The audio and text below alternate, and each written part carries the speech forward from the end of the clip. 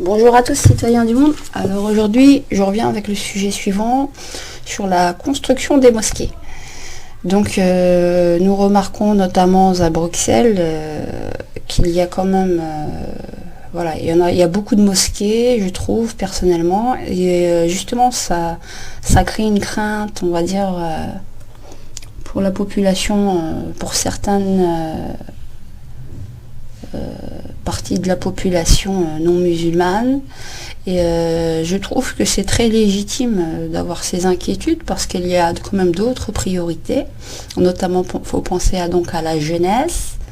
On pourrait réhabiliter, donc moi je suis pour qu'il y ait des mosquées un peu partout en Belgique, mais quand même Bruxelles.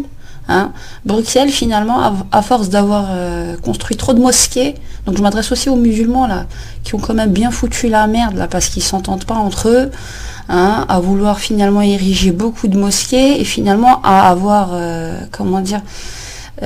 porté préjudice au reste des musulmans qui sont dans d'autres parties de la région, d'autres parties de la Belgique, et finalement les avoir stigmatisés encore plus, parce que justement dans des endroits reculés peut-être qu'il n'y a pas de mosquée, qu'ils en ont besoin juste d'une seule, et à force d'en avoir fait trop justement à Bruxelles, ça les a sanctionnés parce qu'on a créé de la crainte au niveau des non-musulmans.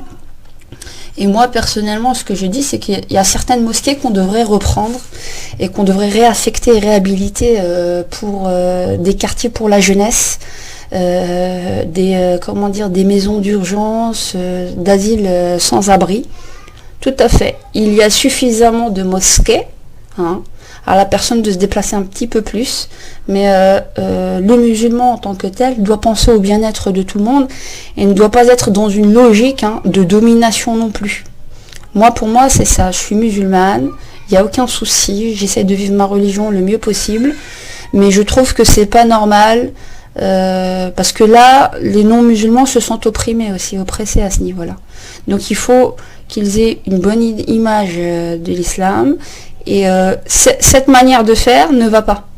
Moi, c'est mon avis personnel, et je me dis que on doit penser à l'utilité publique, à toute la jeunesse musulmane et non musulmane, faire des endroits pour les jeunes, et aussi des endroits donc d'urgence pour les SDF, les femmes musulmanes mais non musulmanes bien sûr, qui sont précarisées. Il y a assez de place, on peut s'organiser intelligemment, et comme ça portera pas préjudice dans d'autres endroits en Belgique pour avoir une mosquée dans un village ou quoi, parce que les gens n'arrivent pas à avoir leur culte. Et aussi que la population, je m'adresse à la population non musulmane, on peut vraiment faire les choses intelligemment pour que tout le monde trouve sa place. Il y en a beaucoup qui ne sont pas du tout dans la logique, je veux dire, de domination.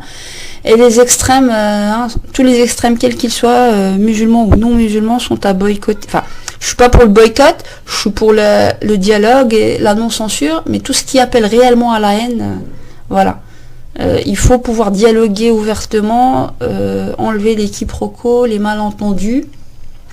C'est pour ça que je vous dis qu'avec ce Parlement, on pourra vraiment mettre à plat beaucoup de choses et pas jouer le jeu des politiques actuels. Il faut que nous arrivions tous à nous entendre, juifs, musulmans, chrétiens, les athées, voilà. Quand dans certaines audios j'utilise le terme laïcard et athéiste, qu'on soit bien d'accord. C'est les extrémistes de la laïcité, de la neutralité exclusive bien entendu, et athéiste, quand je dis athéiste, c'est les extrémistes de l'athéisme. Que j'aime bien mettre des précisions sur les sémantiques que j'utilise. Donc il y a des athées qui aiment bien vivre ensemble et qui n'ont aucun problème avec ceux qui sont croyants, quelle que soit leur confession. Et on peut vivre vraiment ensemble intelligemment, et enlever toutes les peurs justement en enlevant la censure aussi.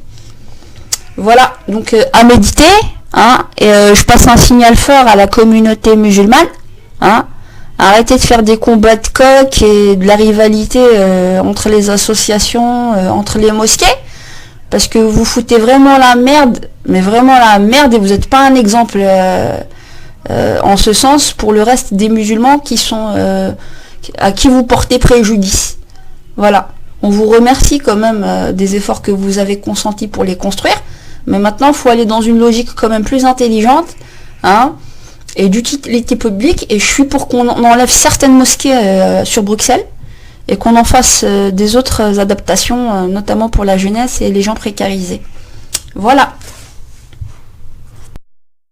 Pour continuer donc sur le thème des mosquées, j'étais en train de me dire aussi qu'on n'a pas besoin de construire quelque part des mosquées, à part si vraiment on est dans des endroits non urbains, dont les paysages, enfin où les habitations sont vraiment éloignées les unes des autres, où il y a beaucoup de terrain et de champs.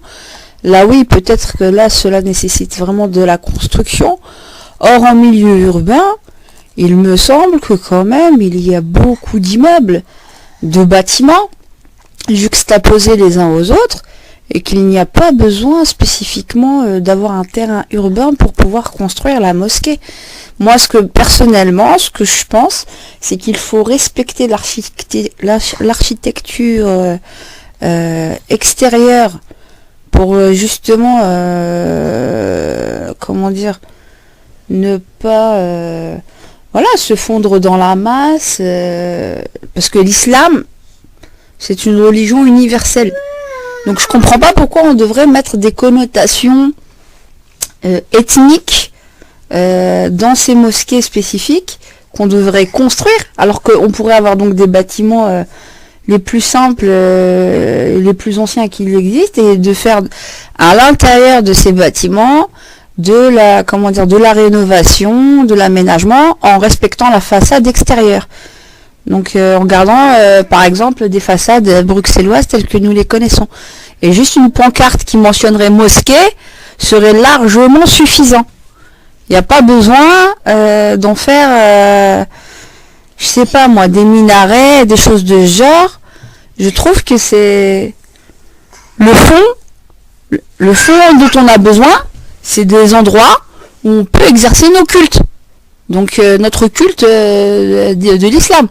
C'est pas changer toute l'architecture urbaine d'une ville. Et donc, comme je disais, comme c'est pas lié, la religion de l'islam n'est pas liée à une ethnie spécifique ou à une région spécifique, c'est universel, et il y a des Belges de souche qui sont musulmans. Donc voilà, il faut pouvoir respecter l'architecture du pays où nous vivons. Voilà.